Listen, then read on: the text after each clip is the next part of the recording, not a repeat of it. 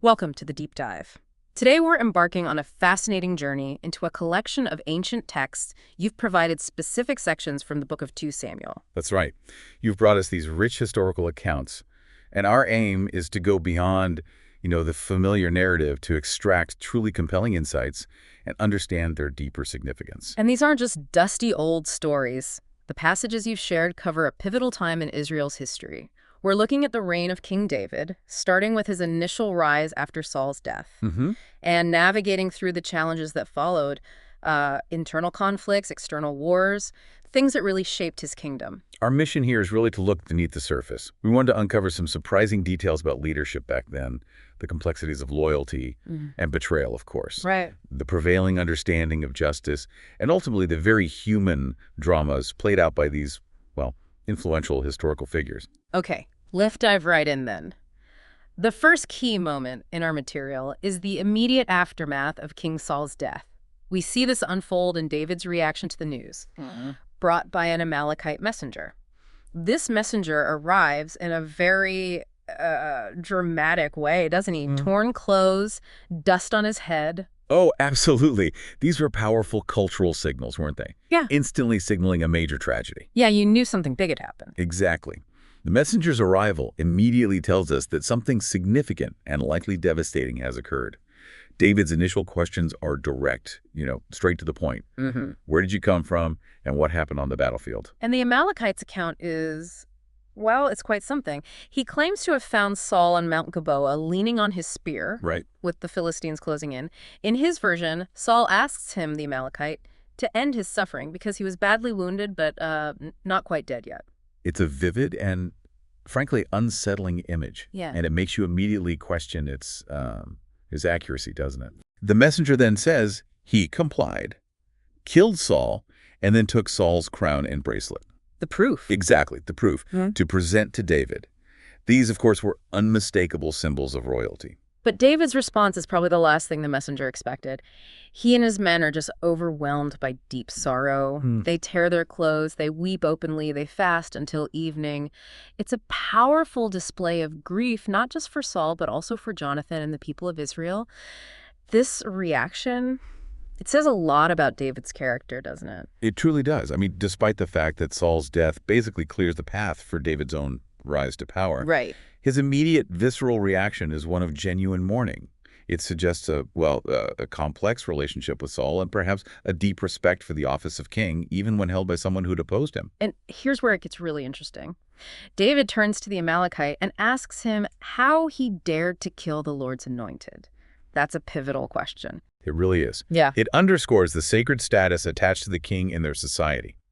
Even in defeat, Saul held a position believed to be divinely sanctioned. So killing him was more than just killing a king. Exactly.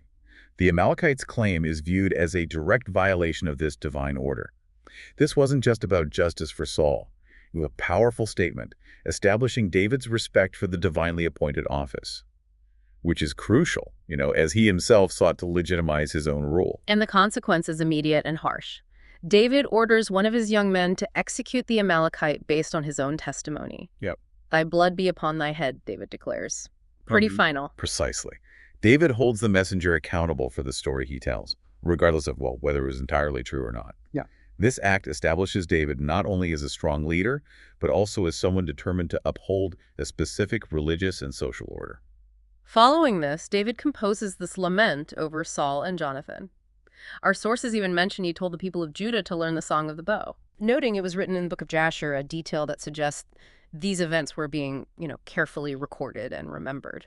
And the lament itself is deeply moving. It speaks of the glory of Israel being slain, mourns the downfall of mighty warriors. Yeah. There's a palpable sense of grief for both Saul and particularly for Jonathan. David and Jonathan had such a profound bond. Some of the lines really stick with you. He says, Saul and Jonathan were lovely and pleasant in their lives, and in their death they were not divided. They were swifter than eagles. They were stronger than lions. A powerful tribute. It's beautiful, really poetic. It expresses their courage and closeness. And for Jonathan, David's lament goes even further, containing that incredibly poignant line, "Your love to me was wonderful, more wonderful than that of women." Wow. It speaks to the extraordinary depth and intensity of their connection, something that still fascinates readers today. So with Saul gone, the next step is David becoming king. Our sources say he inquired of the Lord, asking if he should go up to any of the cities of Judah. And the Lord's instruction is direct. Go to Hebron. This act of seeking divine guidance, it's a consistent theme with David, isn't it, throughout these narratives? Yeah, it really is. It highlights the religious context he operates in, his desire to align his actions with what he believes is God's will. And David doesn't go alone. He takes his 2 wives, Ahinoam and Abigail, and his men and their families settle around Hebron. It's a clear move to set up his power base. And the people of Judah respond. They anoint David as king over their own tribe. This is the initial phase of his kingship, though it doesn't yet cover all of Israel. We then get a brief but important mention of the men of Jabesh Gilead. Yes. They showed great respect for Saul by burying his body after the Philistine victory. David hears about this act of kindness and sends them a message expressing gratitude and blessing them. It's another telling moment. Acknowledging those who honored his predecessor, even after Saul's death and despite their past conflicts. It reveals David's character again. His awareness of social obligations, loyalty within the community. But this initial unity, it doesn't last long, does it? Abner, Saul's former army commander, steps in and makes Ishbosheth, Saul's son, king over the rest of Israel. Right. So now we have a divided kingdom. And this division inevitably sets the stage for conflict. Ishbosheth's reign is noted as lasting only 2 years, while David reigns in Hebron over Judah for 7.5 years. That difference in duration, it already hints at the instability, the weakness of Ishbosheth's rule up north. And the conflict arrives. A battle at the pool of Gibeon, initiated by Abner and Joab. Joab being, of course, David's key military commander. Yes, and the initial clash is quite symbolic, almost ritualistic. Abner proposes this kind of formalized combat, 12 men from each side. And the outcome is grim. All 24 end up killing each other. Yeah, talk about a disastrous start. This leads immediately into a full-scale, fierce battle where Abner and the men of Israel are decisively beaten by David's forces. It's a clear sign of the shifting military power. During this battle, we meet Asahel, Joab's brother, described as exceptionally fast. That's right. And he relentlessly pursues Abner across the battlefield. Abner pleads with him to stop, tells him to go after someone else, take their armor, but Asahel refuses. He just won't give up, which leads to that tragic moment. Cornered, desperate, Abner strikes Asahel with the butt end of his spear. And it's fatal. Asahel dies instantly. And this event, it's going to have significant, long-lasting repercussions later in the story. You know, in that culture, blood vengeance was deeply ingrained. So Joab's later actions, while politically tricky for David, are kind of understandable within that framework. Interestingly, even in the heat of battle, Abner calls out to Joab, urging him to stop the fighting. Yeah, he asks, "Shall the sword devour forever?" He fears perpetual bloodshed. It shows a level of pragmatism, doesn't it, even mid-conflict.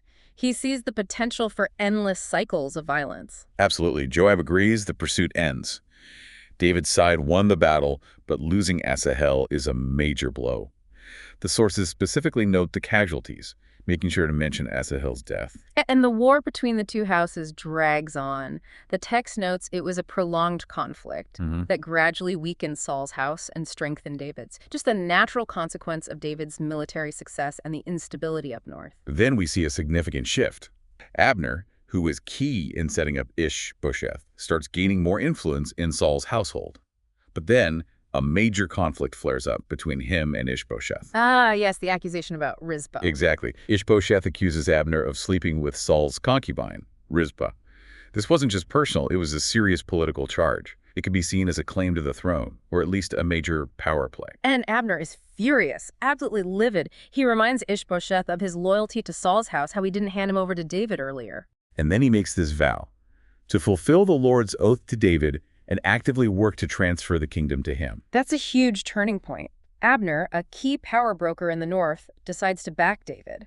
He clearly sees the writing on the wall, recognizes the shifting power dynamics, maybe even acknowledges the inevitability of David ruling a united Israel. So Abner starts negotiating with David, and one of David's key conditions is the return of Michal. Saul's daughter, David's former wife. Right. And the text reminds us how he originally got her for 100 Philistine foreskins. A rather unconventional dowry. Definitely. It's a stark reminder of the violent realities of the time, the sometimes brutal ways alliances and relationships were forged.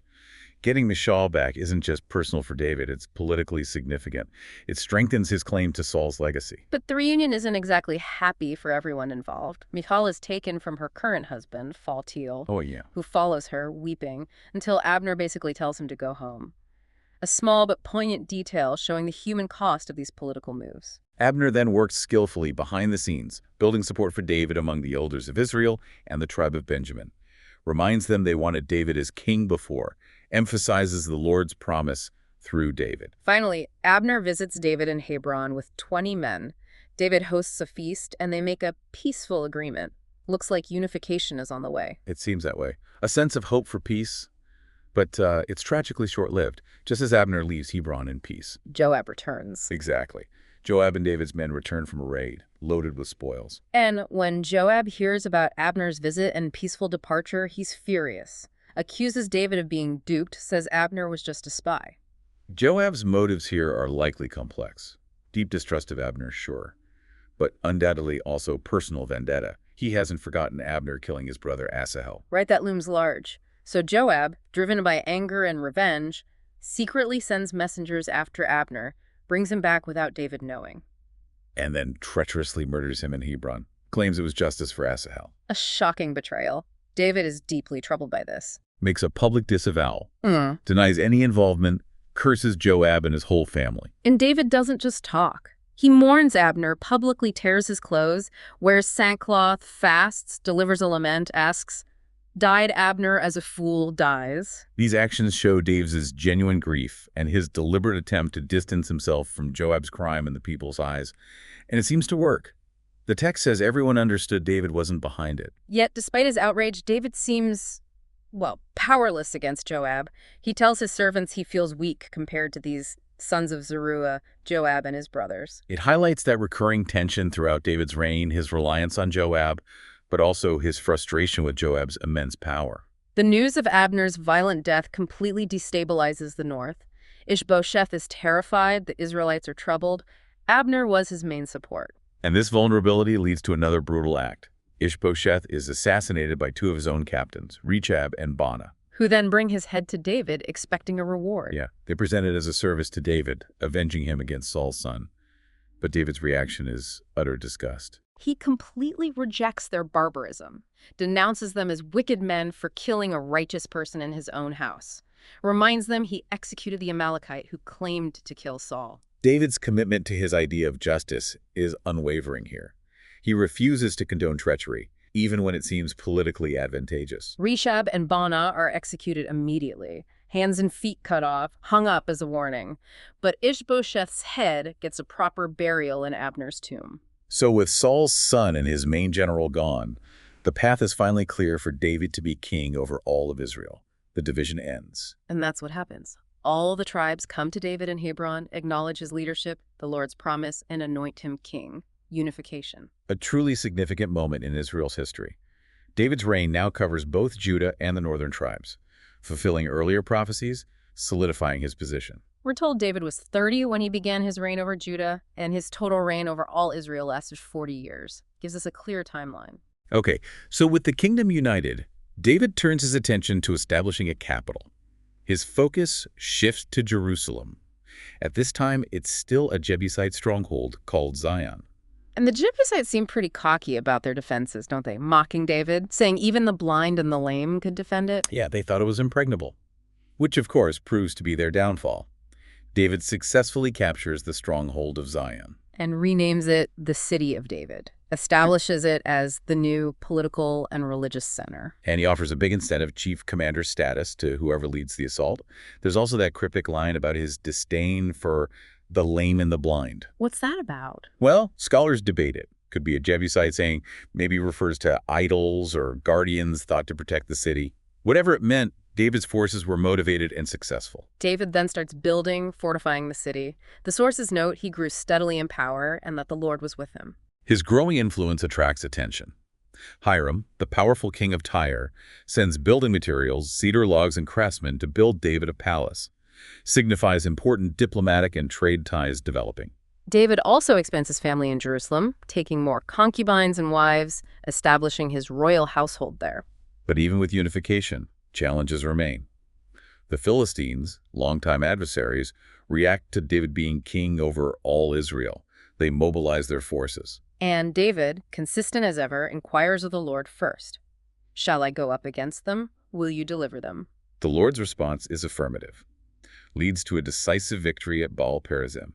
David names the place himself, saying, "The Lord has broken through my enemies like a breaking of waters." But the Philistines don't give up easily. They attack again, spreading out in the valley of Rephaim. This time, the Lord gives David different tactical instructions, tells him to circle around behind them, attack near some mulberry trees. Right, and there's a specific signal. Crucially, yes. When you hear the sound of marching in the tops of the mulberry trees, then rouse yourself, for then the Lord has gone out before you. David follows these instructions perfectly and wins another major victory, driving the Philistines back a significant distance, really solidifies his military dominance. So, kingdom secure, capital established, enemies largely subdued. David turns to a profoundly important religious act, bringing the Ark of the Covenant to Jerusalem.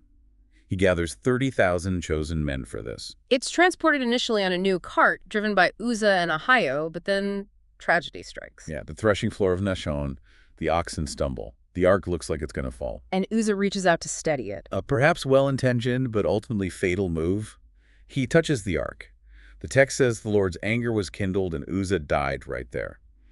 This really affects David, causes him displeasure and fear. He's understandably upset, even fearful, questions how the ark can possibly come to him if this happens, so he decides not to bring it into Jerusalem immediately. Instead, he leaves it temporarily at the house of Obed-Edom the Gittite, nearby.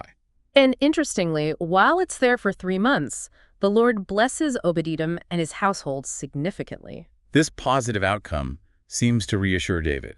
Gives him a new perspective, perhaps. So hearing about these blessings, David proceeds with the plan, brings the ark to the city of David with great joy and celebration, sacrifices, gladness. And David himself is described as dancing enthusiastically before the Lord with all his might, wearing a simple linen ephod. Which was a priestly garment, right? Shows him taking part in the religious side of things. Exactly. But this uninhibited display isn't appreciated by everyone. Michal, Saul's daughter, David's wife. She sees him from a window and despises him in her heart, views his behavior as undignified for a king. Yeah. When David returns to bless his household, Michal confronts him sharply, accuses him of shamefully exposing himself like some vulgar fellow. But David's response is firm. He says he was acting before the Lord, the God who chose him over her father, Saul, declares he'll continue to humble himself in worship, regardless of her opinion. And this disagreement, it seems to have lasting consequences. The source pointedly notes Michal remained childless until her death. Okay, so the ark is now in Jerusalem. David starts thinking about the contrast. He lives in a nice cedar house, but the ark is in a tent. Right. This leads to his desire to build a permanent fitting temple for the ark. He shares this idea with Nathan the prophet. Nathan initially gives his enthusiastic approval. Go, do all that is in your heart, for the Lord is with you. But that very night, the word of the Lord comes to Nathan with a different message for David, a very significant one. God basically asks why David, a man taken from tending sheep, should build him a house, especially when he's been content in a tent since bringing Israel out of Egypt. The Lord recalls his guidance throughout Israel's history, asks why he never commanded the tribes to build him a grand house before. It sets the stage for something huge. The Davidic Covenant. Exactly, the pivotal Davidic Covenant. God declares he won't have David build him a house, but instead, he will make a house for David, a lasting dynasty. Wow. He promises to establish the kingdom of David's descendant forever, speaks of a unique father-son relationship with David's line. The long-term implications, immense, shapes Israel's future hopes and expectations. A truly monumental promise. Nathan faithfully conveys this entire message to David. And David's response, profound humility, overwhelming gratitude. He goes before the Lord, acknowledges God's greatness, his steadfast love, expresses astonishment at the promises made to him and his descendants. So following this divine reassurance, David continues consolidating his kingdom through military victories. Subdues the Philistines, brings the Moabites under control. The treatment of the Moabites, as described, seems particularly harsh, though, measuring them with a line to decide who lives and who dies. Yeah, it's a stark reminder of the brutal realities of ancient warfare. David also defeats Hadazer of Zobah and his Syrian allies, captures chariots, horsemen, foot soldiers, and interestingly, hamstrings most of the chariot horses. Why do that? Likely a pragmatic military decision. Keep a few, disable the rest so they can't be used against Israel again. Prevents future threats from those forces. He establishes garrisons in Damascus, making the Syrians his servants, takes their gold shields back to Jerusalem. News of these victories reaches Toi, king of Hamath, who was Hadazer's enemy. Toi sends his son Joram with lavish gifts, seeking peaceful relations with the rising power. And David dedicates all this captured wealth and tribute to the Lord, emphasizing the religious dimension he sees in his conquests. His military success continues against Edom, establishes garrisons there too, making them servants. The text reiterates, the Lord granted David victory wherever he went. The sources wrap up this section summarizing David's just reign over all Israel, listing his key officials: Joab, army commander; Jehoshaphat, recorder; Zadok and Abiathar, high priests. And notes David's sons also held positions of authority. Then, demonstrating a remarkable aspect of his character, David remembers his promise to Jonathan. Right. His deep friendship with Saul's son. He specifically asks if any descendants of Saul are left, so he can show them kindness for Jonathan's sake. Ziba, a former servant of Saul's house, tells David about Jonathan's son Mephibosheth, living in Lodabar, lame in both feet from a childhood accident. David immediately summons Mephibosheth, reassures him, says he wants to show kindness because of his friendship with Jonathan, restores all of Saul's land to him, and gives him the incredible honor of a permanent place at the royal table, to eat with the king regularly. Plus, he appoints Ziba and his family to work the land for Mephibosheth, ensuring he's provided for. It's a powerful act of grace, highlighting David's loyalty to past friendships, even from his position of power. David's desire for good relations extends beyond Israel. When the king of Ammon dies, David wants to show kindness to his son and successor, Hanun, remembering kindness shown to him by Hanun's father. Sends messengers with condolences. But the Ammonite princes are suspicious. They convince Hanun that David's men are actually spies. Tragically, Hanun listens. He subjects David's messengers to this deeply humiliating act, shaves off half their beards, cuts off their clothes mid-buttocks. A profound insult. David is furious, obviously. Tells his humiliated servants to wait in Jericho until their beards grow back. The Ammonites realize they've messed up badly. They know David will retaliate, so they hire Syrian mercenaries to prepare for war. David responds by sending Joab and his elite troops. Joab finds himself facing enemies on two fronts. Shows his tactical skill here. Divides his forces, puts Abishai against the Ammonites while he takes on the Syrians. They agree to support each other if needed. Joab beats the Syrians. Seeing this, the Ammonites flee from Abishai, but the Syrians regroup, and David himself has to lead the army against them. Under David's direct command, Israel wins decisively. Heavy Syrian losses, their commander Shobach is killed. This forces the Syrian kings allied with Hadadezer to make peace with Israel, become tributaries. They're too afraid to help Ammon anymore. Okay, so while Joab and the main army are busy with the long siege of Rabbah, the Ammonite capital, David stays in Jerusalem. Yes. And it's during this time that the fateful incident with Bathsheba occurs. David's walking on his palace roof one evening, sees a beautiful woman bathing below. He inquires, learns she's Bathsheba, daughter of Eliam, and crucially, the wife of Uriah the Hittite. Uriah, who's not only a loyal soldier, but currently away fighting David's war at Rabbah. Despite knowing all this, David sends for her. They sleep together. Later, Bathsheba sends word she's pregnant. David becomes desperate to cover it up, devises a plan, summons Uriah back from the front. The idea is Uriah will sleep with Bathsheba, making it look like he's the father. But Uriah shows incredible integrity, refuses to go home and enjoy comforts while his comrades and the ark are in the field, sleeps at the palace entrance instead. Amazing loyalty. David tries again, gets Uriah drunk, but even then Uriah's sense of duty holds. He still doesn't go home. This just highlights the depth of David's own failure. So David, frustrated, desperate, resorts to something truly reprehensible, sends Uriah back to the front lines with a sealed letter for Joab. And the instructions in that letter? Chilling. David orders Joab to put Uriah in the most dangerous part of the battle. And then withdraw the other soldiers, abandoning him to certain death, premeditated murder to cover his sin. And Joab, tragically, complies. Uriah is killed, along with other soldiers near him. Joab sends a messenger back to tell David, making sure to mention Uriah's death. David's response to the messenger sounds shockingly callous. Tells him not to be disheartened. The sword devours now one and now another. Seems to just dismiss Uriah's life and his own role in it. After Bathsheba completes the mourning period, David takes her as his wife. She bears him a son. But the text is explicit. This whole sequence, adultery, murder, marriage, was deeply displeasing to the Lord. And the consequences are coming. The Lord sends Nathan the prophet to confront David. Nathan doesn't accuse him directly at first, tells him that parable. The rich man with many sheep stealing the poor man's single beloved lamb to feed a traveler. David hears the story and is immediately filled with righteous anger. Declares the rich man deserves to die, should repay fourfold. And that's when Nathan delivers the knockout blow. Point to David. You are the man. Wow. He recounts God's blessings on David, then condemns his actions, murdering Uriah, taking his wife. The consequences Nathan lays out are severe, aren't they? Stark and divinely authoritative. The sword will never depart from David's house. Evil will rise from within his own family. His wives will be taken publicly by another, and the child born to Bathsheba will die. David's reaction is immediate confession. I have sinned against the Lord. Nathan assures him the Lord has forgiven his sin. David himself won't die, but the child will die because David's actions gave God's enemies reason to blaspheme. Soon after, the infant son becomes gravely ill. David pleads desperately, fasts, lies on the ground all night. Despite his prayers, the elders trying to comfort him, the child worsens and dies on the seventh day. David's servants are afraid to tell him. But David's reaction when he realizes the child is dead is surprising. He gets up, washes, anoints himself, changes, goes to worship, then asks for food and eats. His servants are bewildered, David explains. While the child lived, there was hope, so he mourned and pleaded. But now that the child is dead, mourning is futile. He can't bring him back. After this intense period, David comforts Bathsheba. She conceives again, bears another son, Solomon.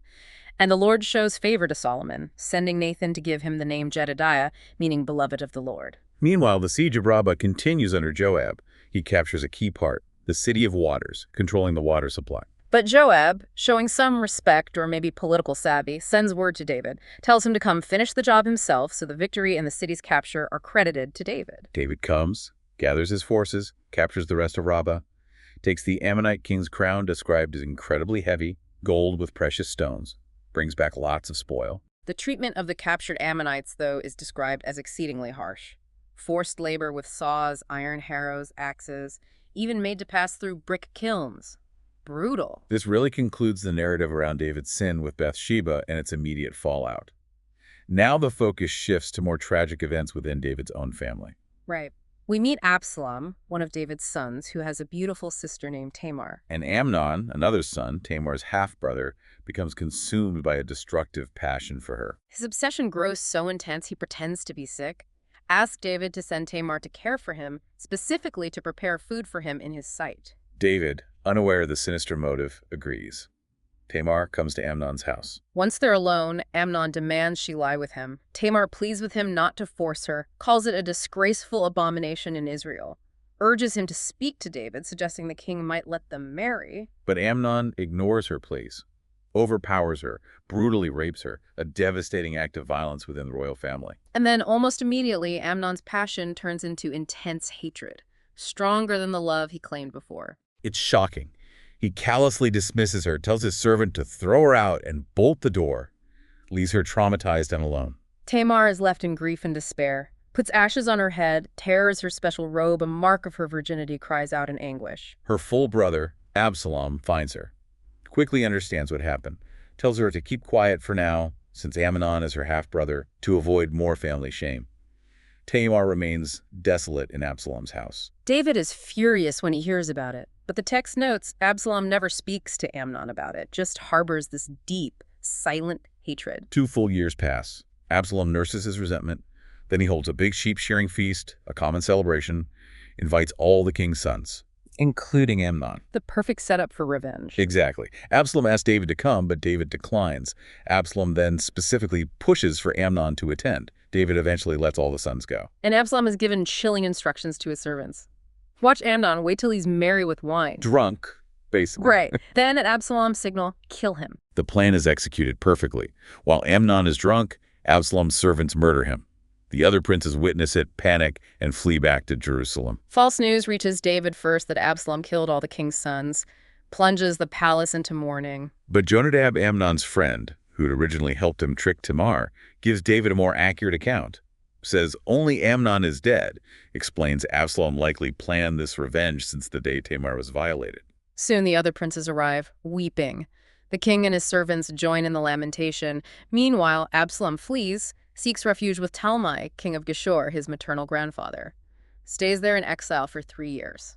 As time passes, David, eventually comforted over Amnon's death, starts to long for Absalom. This sets the stage for his return, cleverly orchestrated by Joab. Joab sees the king misses Absalom, devises a plan, sends a wise woman from Tekoa to David. Instructs her to pretend to be mourning, tell David a fabricated story mirroring his own situation with Absalom. The woman tells David about her 2 sons. One killed the other. Now the family demands the surviving son's death for blood vengeance, leaving her with no heir. She begs the king to protect her last son. David promises to protect him. The woman then subtly shifts, draws the parallel to Absalom's banishment, asks why the king shows mercy to a stranger's son but not his own. David realizes Joab is behind this. After some thought, he gives Joab permission to bring Absalom back to Jerusalem, but with a condition. Absalom can return, but he can't see the king's face. Absalom comes back, lives in his own house for 2 full years without seeing his father. The text notes his remarkable physical beauty during this time. Absalom grows frustrated with this estrangement, tries to contact Joab, hoping he'll intercede, but Joab refuses to meet him. So Absalom takes drastic action, orders his servants to set Joab's barley field on fire. That gets Joab's attention. Joab comes, demands to know why. Absalom explains his desire to see the king, says he'll accept any punishment, even death, if guilty. Joab finally relents, goes to David, explains the situation. David agrees to summon Absalom. Absalom comes, bows humbly, and David kisses him. A formal reconciliation, maybe not fully healed. But it proves superficial. Absalom, ambitious and resentful, begins a calculated campaign to win the people's loyalty away from David. Its chariots, horses, a 50-man escort projects an image of power. Positions himself at the city gate where people seek justice. Intercepts them, listens, subtly implies David isn't giving them fair hearings. Suggests he would provide better justice if he were judge. Plus, he engages in populist behavior, warm greetings, embraces, kisses, creates a personal connection, implies David lacks care. The text says he stole the hearts of the men of Israel. After 40 years, possibly symbolic, Absalom asks David's permission to go to Hebron to fulfill a vow. But it's a pretext for rebellion. While in Hebron, he secretly sends spies throughout Israel, instructs them to sound the trumpet, signaling his reign has begun. 200 prominent men from Jerusalem go with him, totally unaware of the plot. Absalom also summons Ahithophel, David's most trusted counselor, to join him. Ahithophel's advice was considered almost divine. His presence lends huge credibility to the rebellion. The revolt gains momentum rapidly. People flock to Absalom, drawn by his charisma, promises, and Ahithophel's endorsement. News reaches David. Israel's hearts are with Absalom. David, facing this massive revolt led by his own son, makes the agonizing decision to flee Jerusalem. Wants to avoid civil war in the holy city. Leaves 10 concubines behind to care for the palace. The procession out is poignant. Loyal followers include his elite guard Cherethites, Pelethites, and the Gittites led by Ittai, who pledges unwavering loyalty. David tells the priests Zadok and Abiathar to return the ark to Jerusalem. Trusts in the Lord's will for his return. Doesn't want the ark endangered. His ascent to the Mount of Olives is sorrowful. Barefoot, head covered, weeping. His followers do the same. Shared grief, solidarity. As he flees, David prays that Ahithophel's counsel will be turned into foolishness. He knows how dangerous Ahithophel's advice can be. He's met by Hushai the Archite, a loyal friend, mourning. David gives him a crucial, dangerous mission. Tells Hushai to return to Jerusalem, pretend loyalty to Absalom, and work to counteract Ahithophel's advice. Also, secretly communicate Absalom's plans to Zadok and Abiathar. Hushai agrees, risking his safety, returns to Jerusalem just as Absalom enters, sets the stage for a critical battle of wits. As David flees, Ziba, Mephibosheth's servant, meets him with provisions, but Ziba falsely accuses Mephibosheth of staying behind, hoping the kingdom returns to Saul's house. David, weary, makes a hasty, unfair judgment, gives Ziba all Mephibosheth's land. Further on, Shimei, from Saul's family, curses David, throws stones, blames him for Saul's downfall. Abishai wants to kill him, but David restrains him, suggesting maybe it's chastisement from the Lord. Absalom arrives in Jerusalem with his followers and Ahithophel. Hushai presents himself, feigning allegiance. Absalom questions Hushai's loyalty, reminding him of his friendship with David. Hushai cleverly argues his allegiance is now to whoever the Lord and the people have chosen, flattering Absalom. Absalom seeks Ahithophel's counsel. Ahithophel advises him to publicly sleep with David's concubines on the palace roof. Why? To make the break with David irreparable, show everyone there's no going back, bolster his followers' resolve, Absalom follows this shocking advice. Ahithophel's counsel was highly respected, like an oracle. His next advice: immediately pursue David with 12,000 men while he's weary, promises a swift end. Absalom and the elders like this plan. But Absalom decides to consult Hushai too. Hushai offers a contrasting plan, argues David and his men are fierce warriors, desperate like a bear robbed of cubs. Says David, a skilled leader, won't be lodging with his main troops, making a quick strike risky. Hushai suggests Absalom gather all Israel, a huge army, lead them personally, overwhelm David with sheer numbers. This appeals to Absalom's vanity. And Absalom deems Hushai's counsel better. The text says the Lord had proposed disaster for Absalom by defeating Ahithophel's good advice. Hushai immediately warns Zadok and Abiathar about both plans, urges them to tell David to cross the Jordan quickly. Jonathan and Ahimaaz, the priest's sons, act as messengers, wait outside Jerusalem, get spotted, hide in a well in Bahurim, concealed by a woman. Absalom's men search but don't find them. Jonathan and Ahimaaz reach David with the warning. David and his people cross the Jordan that night. Ahithophel sees his counsel rejected, realizes the rebellion is likely doomed, goes home, sets his affairs in order, hangs himself. David reaches Mahanaim east of the Jordan. Absalom crosses the Jordan with Israel's army in pursuit. Absalom appoints Amasa as his commander, replacing Joab. In Mahanaim, David and his weary men get crucial supplies and support from loyal locals. Shobi, Machir, Barzillai shows David still commanded respect. David organizes his loyal troops into 3 divisions under Joab, Abishai, and Ittai, prepares for the decisive battle in the forest of Ephraim. David wants to lead them himself, but the people insist he stay in Mahanaim for safety. He's too valuable. As the troops march out, David gives that poignant command to his commanders. Deal gently for my sake with the young man, even with Absalom. Everyone hears it, underscores the tragedy. The battle in the wood of Ephraim is devastating for Absalom's forces, 20,000 casualties. The text says more died in the forest itself, tangled undergrowth, pitfalls than by the sword. Absalom meets a bizarre end. Riding his mule, his head gets caught in the branches of a large oak tree. He's left suspended as the mule runs off. A soldier sees him, reports it to Joab. Joab asks why the soldier didn't kill him. The soldier explains he feared disobeying the king's command and knew Joab would likely oppose him anyway. Joab, impatient, disregards David's order, takes 3 darts, thrusts them through Absalom's heart while he's still alive in the tree. 10 of Joab's armor-bearers finish him off. With Absalom dead, Joab sounds the trumpet, halting the pursuit. Absalom's body is thrown into a pit covered with stones, an ignominious end. The rest of Israel's defeated army flees home. The rebellion is over. The narrative mentions the pillar Absalom erected for himself as he had no son, a sad monument to his ambition. After the battle, Ahimaaz eagerly wants to bring the good news of victory to David. Joab refuses at first, likely anticipating David's reaction to Absalom's death. Sends a Cushite messenger instead. Ahimaaz persists. Joab reluctantly agrees. Ahimaaz outruns the Cushite. David waits anxiously at the city gate. The watchman spots Ahimaaz, then the Cushite. Recognizes Ahimaaz's running style, thinks it means good news. Ahimaaz arrives, gives a vague report. All is well, praises God for victory, but avoids mentioning Absalom. David's only concern is the young man Absalom safe. Ahimaaz dodges, mentions a tumult, but claims ignorance about Absalom. Then the Cushite arrives. Tidings, my lord the king, the Lord has avenged you. David repeats his anguished question, is the young man Absalom safe? Cush's reply is blunt, heartbreaking. May the enemies of my lord the king be like that young man. David is crushed, overwhelmed by grief, retreats to the chamber over the gate, weeping, uncontrollably lamenting, "Oh, my son Absalom, would God I had died instead of you, oh Absalom, my son, my son." The news of David's excessive mourning spreads, turns the victory into sorrow and shame for the returning army. The soldiers feel awkward, ashamed, enter the city stealthily because of the king's reaction to the death of the rebel leader, his son. David continues his loud lamentation, seemingly oblivious to the victory.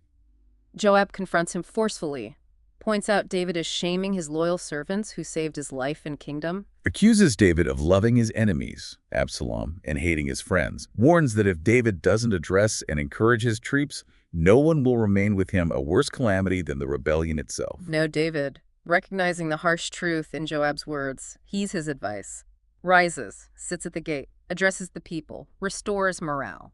David's return to Jerusalem involves more political maneuvering, debate among tribes about who gets credit for bringing him back. David urges Judah, his tribe, to be first. He also strategically offers Amasa, Absalom's former commander, the position of his own army commander, replacing Joab. A move to heal divisions, maybe curb Joab's power. Judah invites David back. As he returns, people come to meet him. Shimei, who cursed him, arrives seeking forgiveness. Abishai wants him executed, but David pardons him. Mephibosheth arrives, looking neglected from mourning, explains Ziba's deceit, affirms loyalty. David somewhat abruptly divides Saul's land between them. Mephibosheth relinquishes his claim. Barzillai, who supported David in Mahanaim, accompanies him to the Jordan, declines David's offer to join the court due to old age, recommends his servant Chimham instead. David agrees to care for him. But tensions remain. A dispute flares between Israel North and Judah over who had the greater right to bring David back. Highlights persistent regional divisions. Almost immediately, a new rebellion erupts, led by Sheba, a Benjamite, calls for Israel to abandon David. Many follow him. Judah remains loyal. David returns to Jerusalem, isolates the 10 concubines defiled by Absalom, providing for them but having no further relations. Orders Amasa to assemble Judah's men in 3 days to pursue Sheba. Amasa delays. Fearing Sheba will gain fortified cities, David sends Abishai and his forces, including Joab's men, in immediate pursuit. At Gibeon, Joab encounters Amasa. Feigning friendship, he treacherously murders him. Jealousy, ruthless power play, probably both. Joab resumes command, continues pursuing Sheba. Sheba takes refuge in Abel of Bethmaachah. Joab besieges it. A wise woman negotiates Sheba's head in exchange for sparing the city. The people of Abel agree. The head Sheba throw his head over the wall to Joab. Siege ends. Joab returns to Jerusalem. The section ends listing David's officers again. Later in David's reign, a severe 3-year famine strikes. David inquires of the Lord, the cause. Saul's past violence against the Gibeonites, breaking an old covenant. David asks the Gibeonites how atonement can be made. They demand 7 of Saul's male descendants for execution, retributive justice for Saul's actions. David spares Mephibosheth due to his oath to Jonathan, hands over 7 others, 2 sons of Rizpah, Saul's concubine, 5 grandsons via Michal, raised by Adriel. The Gibeonites hang them on a hill. Rizpah keeps an extraordinary vigil over their bodies for months, protecting them from scavengers. David learns of Rizpah's devotion, retrieves Saul and Jonathan's bones from Jabesh Gilead, buries them with the bones of the 7 executed men in Benjamin. Atonement made. The famine ends. Conflicts with the Philistines continue. In one battle, David, older now, grows faint, nearly killed by the giant Ishbi-Benob. Abishai rushes in, saves David, kills the giant. After this close call, David's men make him swear he won't go into battle anymore. He's the lamp of Israel, too valuable to risk extinguishing. The record mentions other victories against Philistine giants by David's mighty men. Sibbachai, Elhanan, Jonathan, David's nephew. Shows the ongoing threat and the valor of his warriors. Our sources include that magnificent psalm of deliverance, David praising God for rescue from enemies, including Saul. Uses powerful metaphors. Lord as rock, fortress, deliverer, shield. Recounts God's interventions, David's reliance on him. David attributes his victories to his righteousness and God's favor. Concludes affirming God's salvation for his king, mercy to his anointed, David, and his descendants forever. Echoes the Davidic Covenant. We also get the last words of David. Poetic, profound. Acknowledges God's Spirit speaking through him. Emphasizes just rule in the fear of God. Describes a righteous ruler like morning sunlight. Speaks of God's everlasting covenant with him. Pronounces judgment on the wicked. Then there's the detailed list of David's mighty men and their heroic deeds. Adino killing hundreds, Eleazar's steadfast defense, Shammah's victory. And that famous story, 3 mighty men break through Philistine lines to fetch water for David from Bethlehem's well. But David refuses to drink it, considers it the blood of the men who risked their lives, pours it out as an offering. A powerful gesture. More accounts of Abishai's and Benaiah's bravery killing lions, giants, then a list of 30 more mighty men, including Asahel and, poignantly, Uriah the Hittite. Finally, the controversial census. Late in David's reign, the text says the Lord's anger against Israel prompted David to order it. Joab questions the wisdom, is reluctant. But David insists. Joab and commanders conduct the census over 9 months. The count. 800,000 men in Israel, 500,000 in Judah. A massive force. But afterward, David feels deep remorse, confesses his sin to the Lord. God sends Gad the prophet, offering David a choice of 3 punishments. 7 years famine, 3 months fleeing enemies, or 3 days pestilence. A terrible choice. David, distressed, chooses to fall into God's hands, trusting his mercy rather than human enemies. God sends a pestilence. 70,000 people die. As the angel is about to strike Jerusalem, the Lord relents. David, seeing the angel, pleads for the punishment to fall on him and his house, not the innocent people. Gad instructs David to build an altar on the threshing floor of Araunah the Jebusite. David goes to buy it. Araunah offers it freely. But David insists on paying, says he won't offer sacrifices that cost him nothing, buys the threshing floor and oxen, builds the altar, offers sacrifices. The Lord is entreated, the plague stops. A final act of repentance and reconciliation ending this challenging period. So we've covered a huge amount of ground there, a real deep dive into a significant chunk of King David's life from 2 Samuel, from that intense personal grief over Saul and Jonathan, To the immense burdens of leadership, the complexities, the consequences of his triumphs, and, well, his very human failures. Yeah, and you can really see how these ancient narratives explore themes that still resonate so strongly today, can't you? Yeah. Ambition, power, loyalty, how fragile that can be sometimes. Right. The consequences of our actions, and that intricate, often mysterious relationship between humanity and the divine. It's striking to see those patterns. Great achievements, devastating setbacks, all in one life. And there were definitely surprising details, those aha moments. You think about the contrast between David's early mourning for Saul and some later decisions. Absolutely. The complex politics with figures like Abner and Hushai shifting allegiance, and just the raw human emotion, love, betrayal, grief. It's incredibly rich, full of unexpected turns and motivations. And for you listening, if it felt like a lot of information, we hope this overview helps structure it. Yeah. Highlighting the key events, the underlying themes, without getting lost in every single detail. The goal was really to illuminate the core narrative and its profound implications. Absolutely. And this journey through 2 Samuel, it really leaves you with some powerful questions to mull over, doesn't it? It really does. Maybe take some time to reflect on those timeless issues. Leadership, accountability, the complexities of human nature. How do these ancient stories, thousands of years old, still speak to the challenges and moral dilemmas we face today? What does it mean to be a leader? How do we understand that interplay between human will and maybe larger forces shaping history?